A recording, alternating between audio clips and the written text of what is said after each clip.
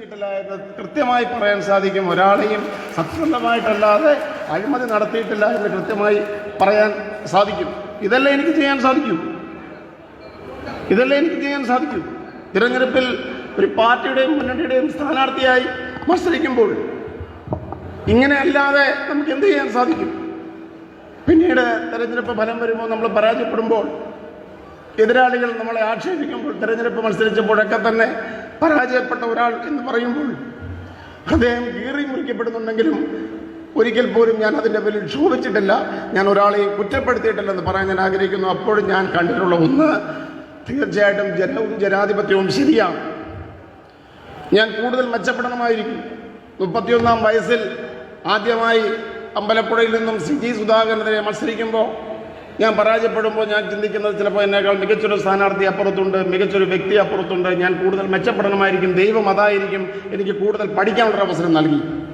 പിന്നീടുള്ള തെരഞ്ഞെടുപ്പുകളിലും പരാജയപ്പെടുമ്പോൾ ഞാൻ അങ്ങനെയാണ് കരുതിയത്, ഞാൻ കൂടുതൽ മെച്ചപ്പെടാനുണ്ട്, എനിക്ക് കൂടുതൽ മെച്ചപ്പെടാനുണ്ട്, ജനങ്ങളുമായുള്ള എൻ്റെ ബന്ധം കൂടുതൽ മെച്ചപ്പെടാനുണ്ട്, ഈ നാടിനെക്കുറിച്ച് ഞാൻ കൂടുതൽ പഠിക്കാനുണ്ട്, ഈ നാടിൻ്റെ മൂല്യങ്ങളെക്കുറിച്ച് ഞാൻ കൂടുതൽ പഠിക്കാനുണ്ട്.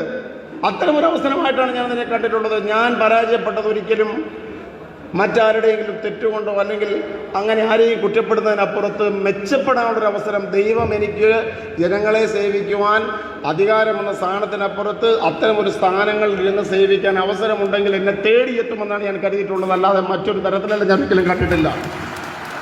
ഇതെൻ്റെ രാഷ്ട്രീയ ജീവിതത്തിലെ 4ാമത്തെ മത്സരമാണ്. 3 തവണയും ഞാൻ പരാജയപ്പെട്ടു. ഒരിക്കൽ കൂടി ജനസമക്ഷം നിൽക്കുന്നു. ഞാൻ ഈ നാട്ടിലെ ജനങ്ങളോട് അഭ്യർത്ഥിക്കുന്നത് എനിക്കൊരവസരം നൽകണമെന്നാണ്.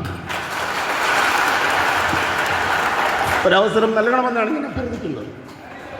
ഈ നാടിനെ സേവിക്കുവാൻ ഒരു പൊതുപ്രവർത്തകൻ എന്ന നിലയിൽ കൂടുതൽ കാര്യക്ഷമതയോടെ വികസന പ്രശ്നങ്ങളെ മനസ്സിലാക്കുവാൻ, ദുഃഖമനുഭവിക്കുന്ന ദുരിതമനുഭവിക്കുന്ന മനുഷ്യരെ തേടിയെത്തി അവരോടൊപ്പം നിന്ന് അവരുടെ കണ്ണീരൊപ്പുവാൻ, അതാണ് എം ലിജു ഈ തെരഞ്ഞെടുപ്പിൽ ഞാൻ ആഗ്രഹിക്കുന്ന ഒരേ ഒരു കാര്യം അതാണെന്ന് പറയാൻ ഞാൻ ആഗ്രഹിക്കുന്നു. ഇത്തവണ എനിക്കൊരവസരം നൽകുവാൻ കായംകുളത്തിൻ്റെ ജനതയോട്, കേരളത്തിൻ്റെ പൊതുരാഷ്ട്രീയത്തോട് പറയാൻ ഞാൻ ആഗ്രഹിക്കുന്നു. അതിനപ്പുറത്ത് അധികാരത്തിൻ്റെ ശീതള ഛായയോ അല്ലെങ്കിൽ